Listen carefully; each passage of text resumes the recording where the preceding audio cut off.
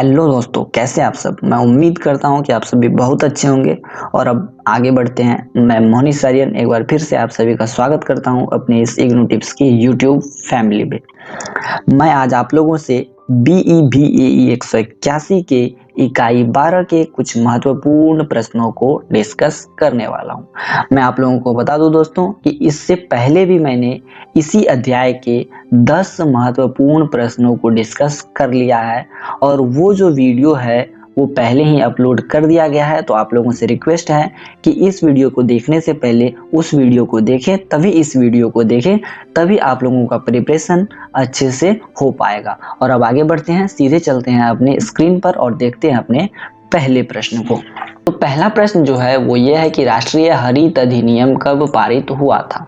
Option दिए गए हैं 2010 ईस्वी में, 2011 ईस्वी में, 2005 ईस्वी में, 2002 ईस्वी में। तो मैं आप लोगों को बता दूं दोस्तों, हमारे इस प्रश्न का सही उत्तर होगा ऑप्शन नंबर ए।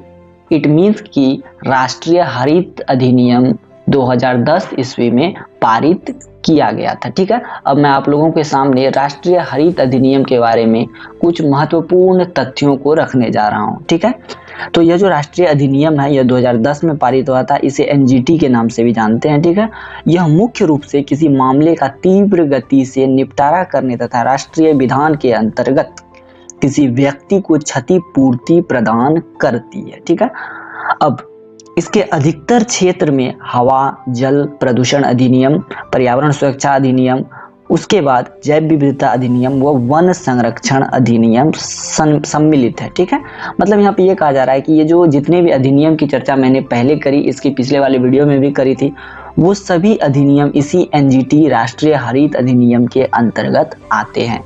ठीक है, तो अब आगे बढ़ते हैं दोस्तों और देखते हैं अपने दूसरे प्रश्न को। ठीक है, तो 12वां नंबर जो प्रश्न है वो ये है कि हवा व जल प्रदूषण अधिनियम किसके अधिकार क्षेत्र में आता है। ठीक है, जैसा कि मैंने अभी ऊपर वाले प्रश्न में चर्चा करी थी, मैंने आप लोगों को बताया था कि जितने भी अधिनियम है लगभग सारे अधिनियम राष्ट्रीय हरित अधिनियम के अंतर्गत आते हैं और वो राष्ट्रीय हरित अधिनियम जो है NGT के नाम से भी जाना जाता है। तो इट मीन्स इसमें जितने भी ऑप्शन है, जैसे पहला NGV है, दूसरा NGC है, तीसरा NGT है और चौथा जो है NGK है, इनमें से हमारा जो सही उत्तर होगा वो होगा NGT वाला, क्योंकि NGT के अधिकार क्षेत्र के अंतर्गत ही हवा व जल प्रदूषण अधिनियम आते हैं। ठीक है, तो ये प्रश्न भी यहीं पे समाप्त हो जाता है दोस्तों। 13वें नंबर प्रश्न को देख लेते हैं अब हम लोग। 13वां नंबर प्रश्न ये है कि संयुक्त राष्ट्र पर्यावरण कार्यक्रम का आरंभ कब हुआ। ठीक है, तो ऑप्शन दिया गया है 1973, 1982, 1972, 1981। ठीक है, तो मैं आप लोगों को बता देता हूं दोस्तों, हमारे इस प्रश्न का सही उत्तर होगा option number C. It means कि संयुक्त राष्ट्र पर्यावरण कार्यक्रम का शुभारंभ 1972 ईस्वी में हुआ था। ठीक है, अब हम लोग संयुक्त राष्ट्र पर्यावरण कार्यक्रम के बारे में भी कुछ महत्वपूर्ण तथ्यों को जान लेते हैं। ठीक है, तो संयुक्त राष्ट्र पर्यावरण कार्यक्रम की स्थापना 1972 में अंतर्राष्ट्रीय स्तर पर पर्यावरण निम्नीकरण की बढ़ती समस्याओं को देखते हुए किया गया था। ठीक है, तो अब आप लोग समझ गए होंगे। अब आगे बढ़ते हैं, देखते हैं कि अगला प्रश्न क्या है। तो अब जो अगला प्रश्न हम लोगों की स्क्रीन पे दिख रहा है दोस्तों, वो ये है कि पृथ्वी शिखर सम्मेलन में मुख्यतः कितने मुद्दों पे चर्चा हुई थी। ठीक है, तो ऑप्शन जो हमारे दिए हुए हैं वो ये हैं 2, फिर है 3, फिर है 4, फिर है 2। ठीक है, यहाँ पर ऑप्शन लिखने में मिस्टेक हो गया, यहाँ 2, 3, 4, यहाँ पे 5 होना चाहिए था। ठीक है, तो इसे कोई लेना देना नहीं है दोस्तों। मैं आप लोगों को इस प्रश्न का सीधा सीधा उत्तर बता देता हूं। इस प्रश्न का सीधा सीधा उत्तर है ऑप्शन नंबर बी। मतलब पृथ्वी शिखर सम्मेलन में मुख्यतः 3 मुद्दों पर चर्चा हुई थी, और वो कौन कौन से मुद्दे थे मैं अभी उसके बारे में आप लोगों को स्पष्ट रूप से बता देता हूँ। देखिए दोस्तों, यह जो पृथ्वी शिखर सम्मेलन था यह 1992 ईस्वी में रियो डे जेनेरो में हुआ था। ठीक है, अब जो है इसमें पर्यावरण एवं विकास पर चर्चा हुई थी। ठीक है, और इसी पर्यावरण एवं विकास पर चर्चा को 3 भागों में विभाजित किया गया था। पहला था एजेंडा 21, दूसरा था जलवायु परिवर्तन पर फ्रेमवर्क समझौता और तीसरा था जैव विविधता पर समझौता। ठीक है, इतनी सारी बातें आप लोग समझ गए होंगे दोस्तों। तो ये सारी जो बातें हुई थी पृथ्वी शिखर सम्मेलन 1992 में, लेकिन मैं आप लोगों को बता देता हूं दोस्तों कि पृथ्वी शिखर सम्मेलन 2002 में भी हुआ था और यह 26 अगस्त से 6 सितंबर तक यह सम्मेलन हुआ था और वो स्थान था जोहान्सबर्ग, दक्षिण अफ्रीका, ठीक है, जहां पर यह पृथ्वी शिखर सम्मेलन 2002 में हुआ था। तो इसमें जो कुछ मुद्दे रखे गए थे वो मुद्दे निम्न थे। सबसे पहला मुद्दा था गरीबी समापन के लिए एकजुटता कोष की स्थापना करना। दूसरा था $1 से कम पर जीवन निर्वाह करने वाले विश्व जनसंख्या को 2015 तक आधा करना। तीसरा था वैश्विक स्तर पर नवीकरण ऊर्जा की हिस्सेदारी को बढ़ाना। चौथा था 2015 तक मछलियों के स्टॉकों को पुनः स्थापित करना। पांचवा था भूखे पीड़ित लोगों की संख्या को आधा करना। और सबसे अंतिम नियम था कि इन सभी नियमों को जो मैंने अभी ऊपर में बताया, इन सभी को लागू करने के लिए एक विशिष्ट और उत्तम प्रकार के नियम को तय करना। ठीक है, तो अब आप लोग ये सारी बातें समझ गए होंगे। अब हम लोग देख लेते हैं अपने अगले प्रश्न को। तो अगला प्रश्न जो है वो ये है कि बेसेल समझौता कब हुआ था? बेसेल समझौता कब हुआ था? ठीक है, तो ऑप्शन जो दिए गए हैं वो ये है 1950, फिर है 1970, फिर है 1989, फिर है 1920। तो मैं आप लोगों को बता दूं दोस्तों, इस प्रश्न का जो सही उत्तर होगा वो होगा हम लोगों का option number C. It means कि बेसेल समझौता जो है 1989 ईस्वी में हुआ था। तो अभी मैं आप लोगों के सामने बेसेल समझौता के बारे में कुछ महत्वपूर्ण तथ्यों का उल्लेख कर रहा हूं। ठीक है, तो यह जो बेसेल समझौता है सर्वप्रथम 1989 ईस्वी में हुआ था। ठीक है, और इसी बेसेल समझौता को 1992 ईस्वी में लागू कर दिया गया था 5 मई को। ठीक है, और इसके जो मुख्य उद्देश्य थे उनमें से थे जोखिम भरे अपशिष्टों को कम करना, फिर जोखिम भरे अपशिष्टों का सही उपचार करना, एवं सबसे अंतिम उद्देश्य था जोखिम भरे अपशिष्टों के स्रोतों को कम करना। ठीक है, तो मैं उम्मीद करता हूं कि ये प्रश्न भी आप लोग समझ चुके होंगे।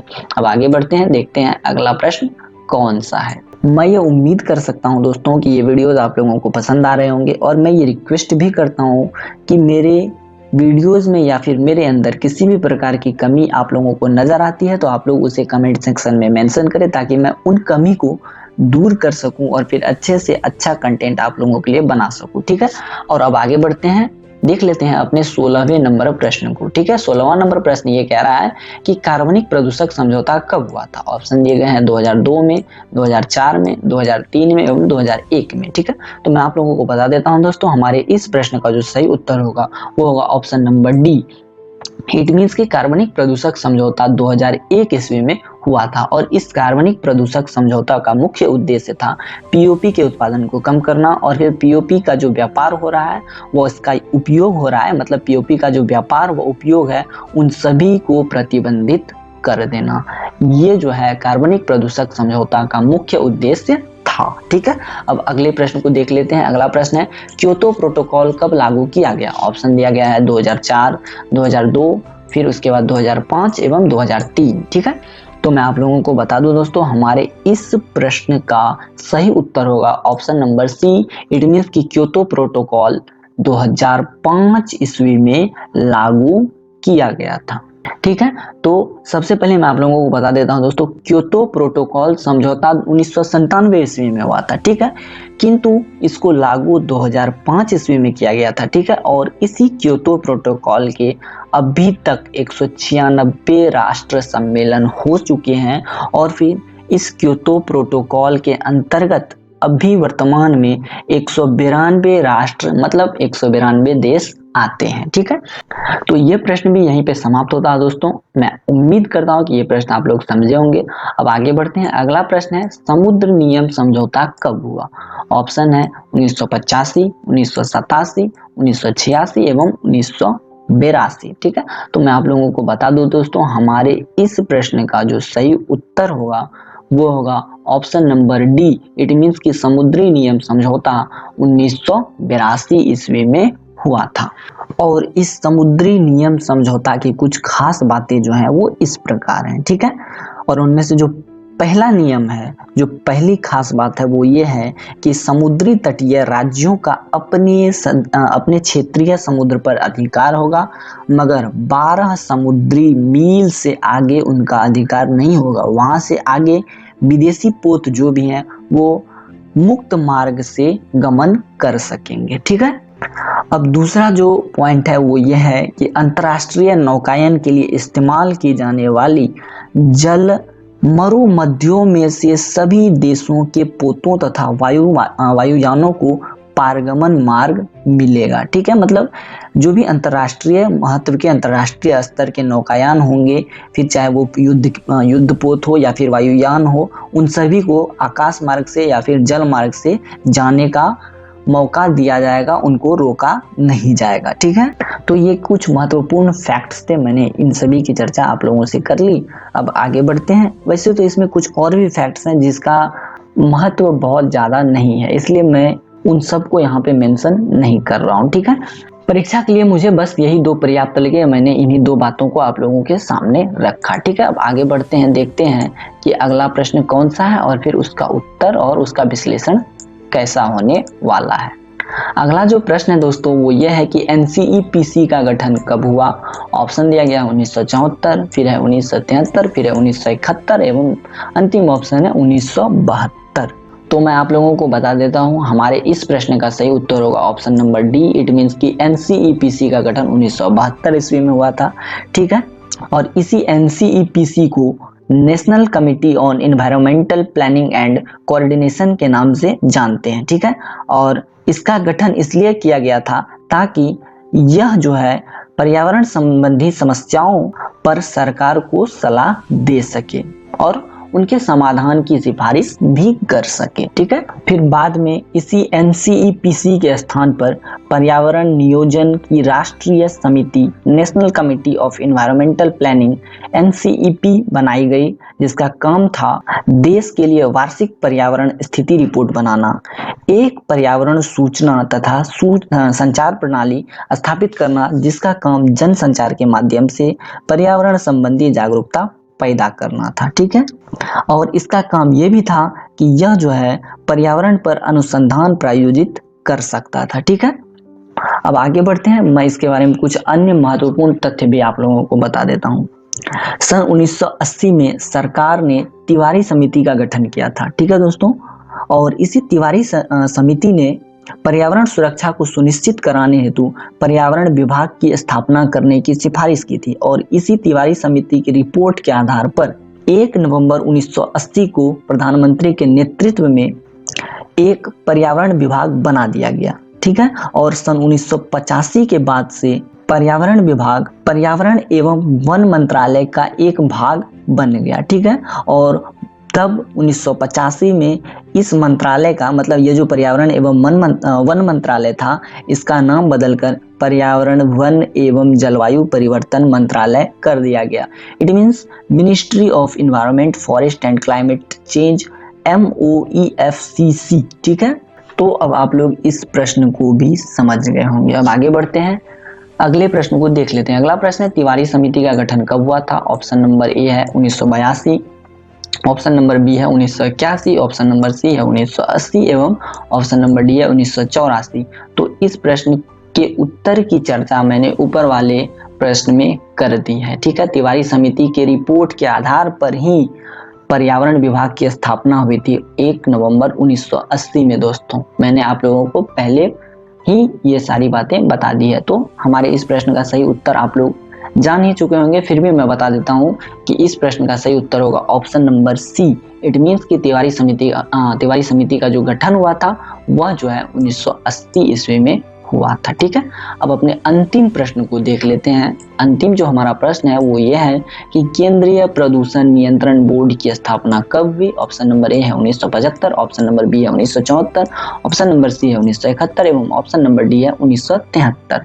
तो मैं आप लोगों को बता देता हूं दोस्तों, केंद्रीय प्रदूषण नियंत्रण बोर्ड की स्थापना 1974 ईस्वी में हुई थी। इट मीन्स कि हमारा सही उत्तर ऑप्शन नंबर बी है। ठीक है, और इस केंद्रीय प्रदूषण नियंत्रण बोर्ड को CPCB के नाम से जानते हैं। ठीक है, और इस CPCB के मुख्य कार्य इस प्रकार हैं: जल प्रदूषण की रोक, नियंत्रण तथा निवारण के द्वारा राज्यों के क्षेत्रों में जल धाराओं एवं कुओं की साफ सफाई को बढ़ाना, और जो दूसरा कार्य है वो ये है कि देश में वायु प्रदूषण को रोकने, नियंत्रण करने एवं प्रशमन करके वायु की गुणवत्ता को बेहतर बनाने का काम यह केंद्रीय प्रदूषण नियंत्रण बोर्ड करता है। तो मैं उम्मीद करता हूँ कि ये वीडियो आप लोगों को पसंद आया होगा। ठीक है, आज के वीडियो में इतना ही रहेगा दोस्तों। मैं जाने से पहले एक रिक्वेस्ट करता हूँ आप लोगों से कि इस वीडियो में जो भी गलती हुई उसके लिए मैं आप लोगों से क्षमा चाहता हूँ, और इस वीडियो में जो भी कमी है उस कमी को आप लोग कमेंट सेक्शन में मेंशन करें ताकि मैं उस कमी पे काम कर सकूं और फिर अच्छे से अच्छा कंटेंट आप लोगों के लिए ला पाऊं। तो अभी के लिए बस इतना ही दोस्तों।